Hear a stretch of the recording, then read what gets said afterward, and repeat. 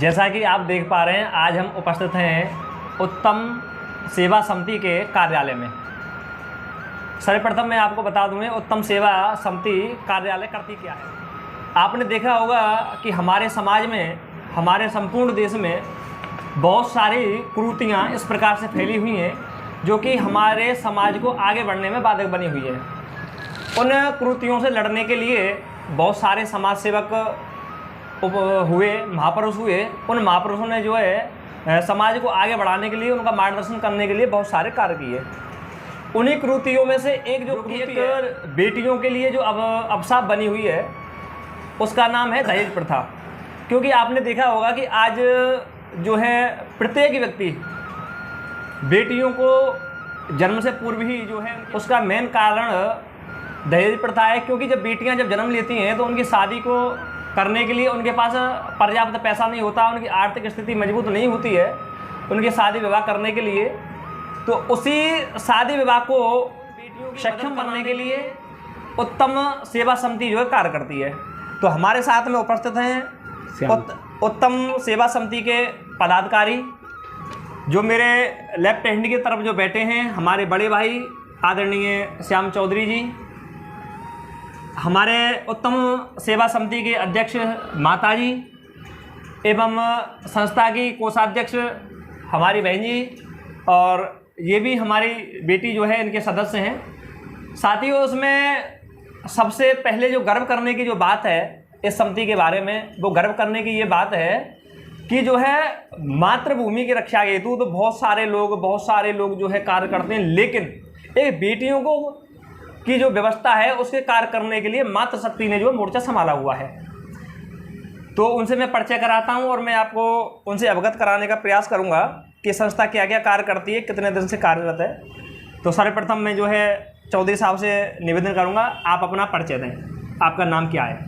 मेरा नाम श्याम चौधरी जी। मैं महेंद्र नगर मंडी चौराहे पे चौधरी श्याम टेंट हाउस के नाम से दुकान चलाता हूँ जी। संस्था जो आपकी, हमारी जो संस्था है उत्तम सेवा समिति, इसको लगभग कितने वर्ष हो चुके हैं कार्य करते हुए? संस्था को 2011 में रजिस्ट्रेशन कराए हो हमने। 2011 से, यानी कि 11 और 9 20, यानी लगभग 10-12 साल लमसम। हाँ जी, यानी 10-12 वर्ष से हम कार्य कर रहे हैं। जी। अब तक लगभग कितनी कन्याओं की शादी संस्था के द्वारा करा दी गई होगी?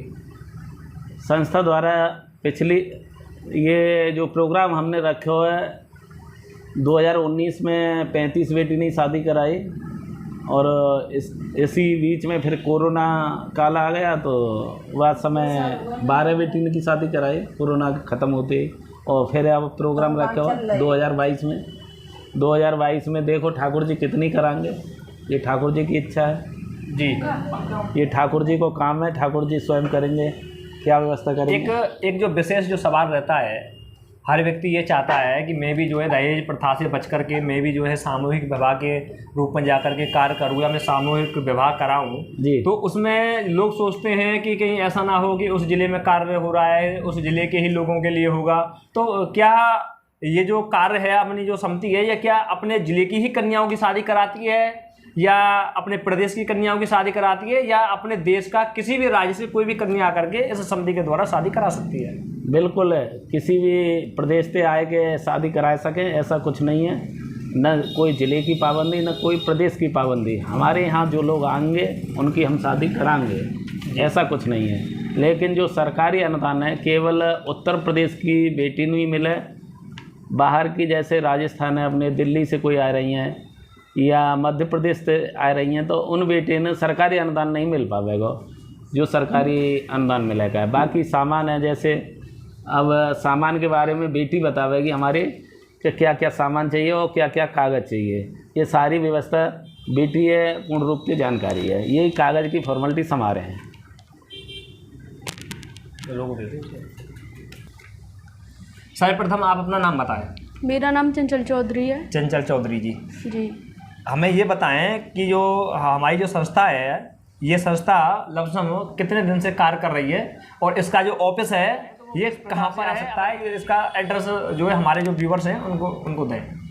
सर्वप्रथम समिति का परिचय कराते हुए मैं बताना चाहती हूँ कि ये समिति का रजिस्ट्रेशन काफ़ी साल पहले हो चुका था, लेकिन इसने कार्य कुछ ही वर्ष पहले से शुरू किया। जैसे इसका प्रचार बढ़ता गया, लोग इससे जुड़ते गए और हमने अपना कार्य शुरू कर दिया। और अब तक हम 2 बार और अगर किसी को इसका ऑफिस पता करना है तो इसका सबसे आसान परिचय आपको मिलेगा कि उत्तर प्रदेश के मथुरा जिले श्री कृष्ण जन्मभूमि के निकट ही निहित है, जिसमें मंडी चौराहे आप पूछ सकते हैं किसी से।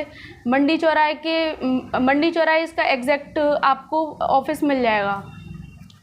और इस सम्मेलन के बारे में हम बताना चाहते हैं कि इसमें कुछ आवश्यक शर्तें हैं, जिसमें रजिस्ट्रेशन की शर्तें हैं, कुछ कागजात जो ज़रूरी हैं, जिससे ये समिति एकदम लीगल हो, टोटली इसका कुछ भी अवैध नहीं है। इसके लिए आपको कुछ शर्तें बताई जा रही हैं। तो रजिस्ट्रेशन हेतु आवश्यक शर्तें हैं कि लड़के की उम्र 21 वर्ष व लड़की की कम से कम 18 वर्ष होनी चाहिए। दोनों पक्षों के 25-25 व्यक्तियों के भोजन की व्यवस्था समिति की तरफ से रहती है और विवाह कराने हेतु ब्राह्मण की व्यवस्था लड़का पक्ष से रहती है। विवाह सम्मेलन की दिनांक से पहले ही आपको रजिस्ट्रेशन करवाना पड़ता है।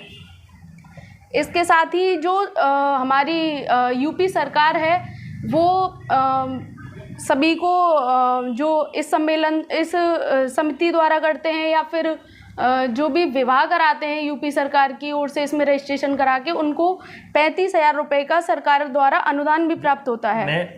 मैं इसी बात में सबको क्लियर कर देता हूं कि वो जो अनुदान जो 35,000 रुपये जो सरकार के द्वारा जो दिया जाता है वो उन लड़कियों को दिया जाता है, वो केवल जो उत्तर प्रदेश के बासिंदा होंगे जी। उत्तर प्रदेश से अलग राज्य का अगर कोई भी अगर कन्या है और वो हमारे सम्मेलन के द्वारा अगर इस कोई शादी कराती है तो उसको ये सुविधा मुहैया नहीं होती है जी।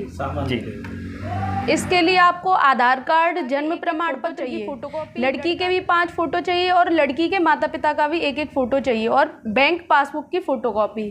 इसके साथ ही जाति प्रमाण पत्र व आय प्रमाण पत्र, मूल निवास प्रमाण पत्र आदि जरूरी कागजात। इसके साथ जो कमेटी आपको सामान उपलब्ध कराती है, आप चाहे इसे उपहार का सामान मान सकते हैं, जिसमें फ्रिज, गोदरेज, अलमारी, कलर टीवी, दीवान, बेड, गद्दा, 2 तकिया, सिलाई मशीन, 2 कुर्सी, 1 टेबल, 1 चौकी, 1 पंखा, 51 बर्तन, लहंगा, साड़ी, सफारी सूट, लड़की को चांदी की पायल, बिछिया, अंगूठी, कुंडल, सोने की बाली और इत्यादि जो उस समय पर उपलब्ध हो जाता है, हम प्रत्येक जोड़े को देते हैं। धन्यवाद। बहुत बढ़िया। आपने मैं जो है अपने व्यूअरों को दिखाना चाहूँगा जिस प्रकार हमारे बहन जी ने जो है बताया कि उत्तम सेवा समिति का जो रजिस्टर्ड जो कार्यालय है वो मथुरा जिले के मंडी चौराया, जो कि अब जो है महाराणा प्रताप चौक के नाम से जाना जाता है, उस चौक पर के आकर के आप उत्तम सेवा समिति के नाम से जो किसी भी व्यक्ति से पूछ सकते हैं, या जो हमारे ये कॉन्टैक्ट नंबर है, ये संस्था के कुछ कॉन्टैक्ट नंबर है, इन पर आप जो है संपर्क कर सकते हैं।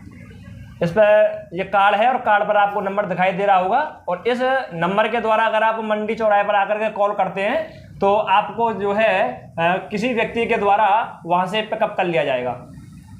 साथियों, मैं आपसे एक अनुरोध और करूँगा। हमको आज क्या है कि बहुत ही दिखावे का समय चल रहा है। हम लोग क्या करते हैं कि समाज के जो दबे कुचले लोग हैं उनको दबाने के लिए हम उन पर एक नाजायज प्रेशर बनाते हैं। जो व्यक्ति 2 वक्त तक खाना नहीं खा पा रहा है उसके ऊपर हम प्रेशर बनाते हैं कि आपको अपनी कन्या की शादी में कुछ दहेज के रूप में कुछ बर्तन या कुछ आर्थिक पैसा लगाना होगा, जो कि वो उसके लिए सक्षम है। ऐसे में वो व्यक्ति क्या करता है कि जिस ज़मीन में वो रह रहा होता है उस ज़मीन को भी वो गिरवी रख देता है। कुछ समय बाद क्या होता है कि जो उसकी छत होती है वो भी उसकी चली जाती है, यानी कि बिक जाती है। तो मैं आप सभी भाइयों से निवेदन करूंगा कि आप सभी भाई जो है इस दिखावे की दुनिया से बाहर निकल के दहेज प्रथा को बंद करने के लिए जो है हमारा साथ दें और जो है सामूहिक विवाह को अपनाएं। मैं ये नहीं कह रहा हूँ कि सारे लोग जो है हमारे सम्मेलन में, जहाँ पर भी सम्मेलन होते हैं आपको वहाँ सम्मेलनों में जाना चाहिए, और जो है दहेज प्रथा की जो बीमारी है उस बीमारी से बचने के लिए हम सबका साथ देना चाहिए। अब हमारे साथ में इसी कड़ी में आगे उपस्थित हैं बहन जी कोषाध्यक्ष जी, मैं उनका भी परिचय आपसे कराता हूं। तो आप सर्वप्रथम तो अपना नाम बताएं। मेरा नाम है बीना देवी। बीना देवी जी, आप इस मेरा पद है, कोषाध्यक्ष में हूँ मैं। अच्छा सर्वप्रथम तो हम आपको बधाई देंगे कि आपने जो है ये बहुत अच्छा कार्य जो है बेटियों के लिए जो है आप कर रही हैं, क्योंकि आप भी एक बेटी हैं और बेटियों की पीड़ा बेटियों से अधिक और कौन समझ सकता है। तो मैं ये चाहूँगा कि आप हमारे व्यूअर्स को ये बताएं कि जो है आपके अंदर ये प्रेरणा कहाँ से जागी और आपके क्या विचार हैं इसको लेकर के। कुछ दो बात अपनी हमारे जो है जो व्यूअर्स हैं उनके लिए रखें। तो यही चाहते हैं कि हम भी बेटी हैं किसी की जी, और ये गरीब मतलब बच्चे मतलब लोग हैं, वो कैसे कर पाएंगे जी। जो सर्वसंपन्न होते हैं वो तो कर देते हैं, धन दहेज दे देते हैं, कुछ और मतलब सामान पैसा भी देते हैं, पर गरीब लोग हैं वे कैसे करेंगे। इसलिए हम चाहते हैं कि मतलब कोई भी हमारी संस्था से जुड़ना चाहे वो जुड़ सकता है जी। इसमें मतलब कोई वो नहीं है। बेटी जो सुरक्षित नहीं हो पा रही है उनको सुरक्षित करने के लिए आप जो प्रतिबद्ध हैं और उनको सुरक्षित रखने के लिए आप जो कार्य करेंगे। हाँ जी, हाँ जी जी, बहुत बहुत आभार। और जो है हमारे साथ में जो सबसे बुजुर्ग जो संस्था के जो अध्यक्ष हैं हमारी दादी जी हैं। दादी जी नमस्कार आपके लिए। हो गई है और हो सकता है बोलने में कुछ देख पा रहा असमर्थ हूँ। मैं एक चीज और आप सभी के सामने जो है क्लियर करा देना चाहता हूँ, क्योंकि कोई नहीं, एक चीज और जो है आप सभी के सामने क्लियर करा देना चाहता हूँ कि लोगों के अंदर बहुत सारे सवाल होते हैं कि हम जो है सामूहिक विवाह में जाएंगे तो सामूहिक विवाह में होता क्या है।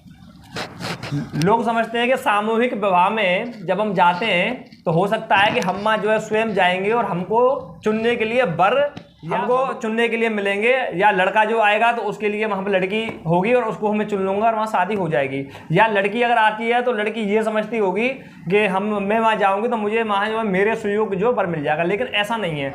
उसके लिए हम जो है ज़्यादा रोशनी डालने के लिए हम जो है सम्मेलन में क्या हमें लड़का वहीं मिलता है या लड़कियाँ वहीं मिलती हैं या किस जाति के लड़के या लड़कियाँ होती हैं, तो हम बताना चाहते हैं कि यहाँ पर जो रजिस्ट्रेशन कराने परिवार आते हैं वो अपने जोड़े स्वयं बनाकर केवल अपने ज़रूरी कागजात लेकर आते हैं, हम उनका रजिस्ट्रेशन करते हैं यहाँ। और सबसे ज़रूरी है ये एक सर्वजातीय विवाह सम्मेलन है जिसमें किसी जाति की कोई पाबंदी नहीं है कि इसी जाति के लोग इसमें शादी करा सकते हैं, किसी भी जाति वर्ग के लोग आ सकते हैं और अपना रजिस्ट्रेशन सर्वजातीय है। ये सम्मेलन जो है देश की सभी जाति एवं सभी धर्मों के लिए है, कोई किसी जाति या किसी धर्म विशेष के लिए नहीं है।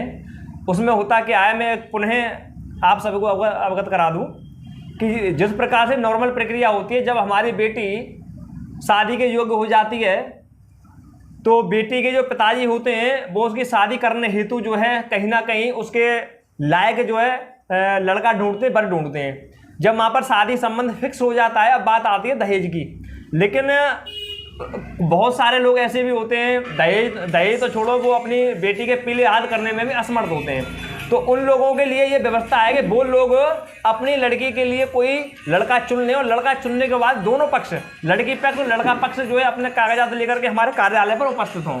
और कार्यालय पर उपस्थित होने के बाद में उनकी जो शादी जो होगी वो विधि विधान से जो यहाँ पर करा दी जाएगी। आपने इतना समय दिया उसके लिए मैं बहुत बहुत आभार और पुनः आपको शुभकामनाएं। एक मैं आपसे पूछूंगा अंतिम समय में कि इसका जो अंतिम जो समय है, अब इस समय अब कब जो है जो सम्मेलन हो रहा है उसकी अब किस समय पे वो सम्मेलन होगा, उसका रजिस्ट्रेशन जो है तिथि, अंतिम तिथि कब होगी?